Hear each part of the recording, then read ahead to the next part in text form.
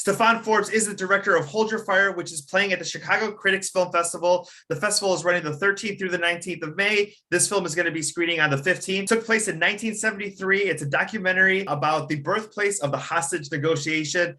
Stefan, thank you so much for joining me today. Pleasure to be here. Thank you. Let's talk a little bit about this incident in 1973 in case people weren't alive at that time, and a little bit about what we're going to see in this film.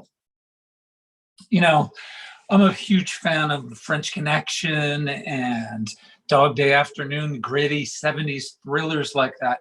And when I found this movie, unseen film, never before understood event that was pivotal to the birth of modern hostage negotiation, I was so excited. And it's a privilege to tell the story that it's exciting, it's dramatic, but there's also some deeper messages there. Let's talk a little bit about Jerry and Cleve, who were in the stores. What was it like for them to revisit what had happened? I mean, I'm sure they thought about this every day, since that time. I was shocked, tracking down some hostages that were totally traumatized by this event. And when I'd seen them interviewed in the press, they seemed to be angry and they wanted the gunman locked up forever. But I was shocked at how Jerry actually didn't bear them ill will. A lot of times we find that victims, they're curious about what happened. They want to understand the event, and they would rather be in a dialogue with the people that harmed them. They don't support this crazy system of locking people up for 50 years that our society seems to favor. When, what I love about this movie is that it gets the conversation open. I think obviously when you hear what the subject matter is, a lot of people are going to come in there rooting for one side or the other and kind of having their opinion as like, here's who I'm rooting for, here's how this is going to be. And this film really opens your eyes and really has to you have to have an open mind watching this movie. What's it like being able to have fans watch it and people understand maybe a different viewpoint that they originally came in with? It was amazing to me, really getting the chance to talk to cops and, ask them how they feel. And so many times they're demonized by a lot of people, but you realize they don't have solutions. They don't get this training. They don't know how to diffuse conflict. And Harvey Schlossberg, this doctor, he was like a radical pacifist inside the NYPD, which is a top-down militaristic institution. He came up with this solution 50 years ago, and cops still don't know about it. So they're fascinated. They want to learn more. On the other side, a lot of people who've been the victims of violence, they're also curious. Why have we had a solution to these problems for 50 years and people don't know about it? So we're excited about getting the film out there to talk about violence in America and this incredible solution to it. Because you see this story from 1973, but 50 years later, you feel like you could turn on the news and this could be something that's happening right now.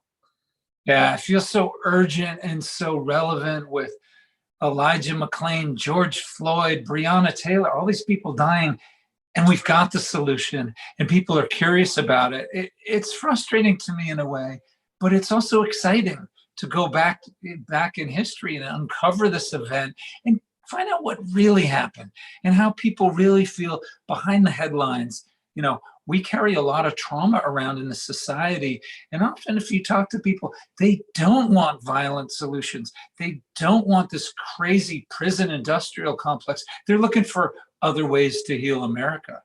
Oh, exactly. And I do want to go back to talking about Harvey because he was a traffic cop. He was also a psychologist. I mean, let's just talk a little bit about him and how he started to reshape the way that, these situations are handled. It's crazy that in this top-down institution, they had this intellectual 99-pound weakling. He wasn't a macho cop. They say, we thought he was fruity. He was an oddball. They were scared of him because he was different and he believed in words. And cops were like, what? For 130 years, we've been taught that violence is the way to solve solutions. And what Harvey tried to teach them was actually no. Violence often just creates more violence, makes the problem worse. He believed in talking. He taught them about how you could use deep listening, active listening, let people know you hear them, don't issue ultimatums. that often just drives people into a corner and they react with fear and more violence. And, these are things that we as parents need to learn on how to raise our kids. Anyone who's in a relationship with your significant other, so many times we seek to dominate in a discussion rather than really listen, which calms the waters. So we've learned as well in America, going abroad to Afghanistan and Iraq, we think we can create peace through billions of dollars of weapons, but no, they say the ultimate force multiplier is consent of the governed. People that want you to be there, people that want to talk. We can learn it overseas, we can learn it with our families, and we're just trying to get Harvey's message out there. Oh, exactly. I do want to talk about the hostages. I mean, there was one part that really touched me, was that, one of the hostages had the stress and the impact of everything that was going on. She ended up suffering a miscarriage. You hear from that, that woman's daughter about how the mom was never the same. Her parents end up splitting up, and it wasn't just an event that took place on one particular day or for 47 hours. It was the lasting impact of this. And I feel like out of everybody, she's the one who probably had it, the hardest as well too. How do somebody in that kind of situation make peace with everything that happened? I mean, I know it's a very, tough question to answer, but how do you make peace with that, especially, from that hostage angle? What I learned making this film is that so many people are carrying around this buried trauma, especially cops. They say, you lose a partner, you grieve for a minute, and then you want to go bust somebody's head open. It's the same thing with the hostages. None of these people got any therapy. No one even talked to them. And this woman literally had a nervous breakdown, her marriage dissolved, she lost her unborn child, and nobody knew. So many people in our society are carrying around this buried trauma. Harvey believed we need to talk about this stuff, because what you find with so many people in prison as well, they're victims of violence. They're harmed parties, as we call them, and then they go on and perpetrate more violence. So in order to break this cycle, we need to spend money on this. We need to train people. Rather than buying our police more weapons, we need to train social workers. We need to learn how to heal these wounds as a nation. That's taught people that violence is the answer. And again, as filmmakers, we're guilty of this too. Hollywood loves guns. And this was a thriller, and this was dramatic and exciting, but it was cool that we could actually leave people with a little more inspiring message that guns aren't always the answer.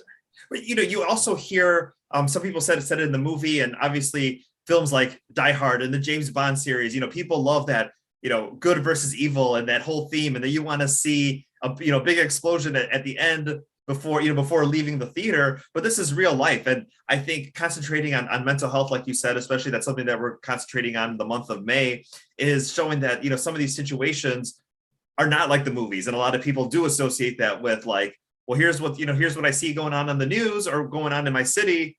This is how it should end, or this is how we want it to finish, and no one wins in those situations.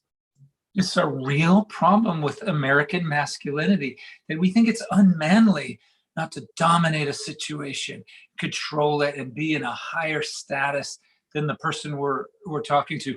You see this, it's tearing our society apart. It's part of what led to January 6th. So we're urging people to go to holdyourfirefilm.com, to share this trailer with their friends, to get people to watch this film and realize, as police say in the end of the film, some of the most macho cops, they'll tell you, being a real man is not that explosive, violent energy, but it's actually about not engaging in violence and being able to calm the waters. That's something that's really hard for us to learn, but we think this film can have an impact. With working on this film and with everything going on in the world and in our country, today, how do you see, as far as a solution of what we learned in 1973 through making this film, and kind of the world we're in now, where do you see this leading, and can you ever see like a peaceful middle ground? I totally do. And that's the amazing thing. Even showing some of this footage to the most hardcore cops, when they saw this perpetrator, who they call a bad guy, they take this American black and white, good and evil view of the world. When they actually just showed them footage and you see them in the film, overwhelmed with emotion, hearing somebody else's story, that this guy was a sufferer of violence as well. And family problems. They had so much empathy for him, and they didn't become liberals and go out, touting the theories of AOC and working for restorative justice.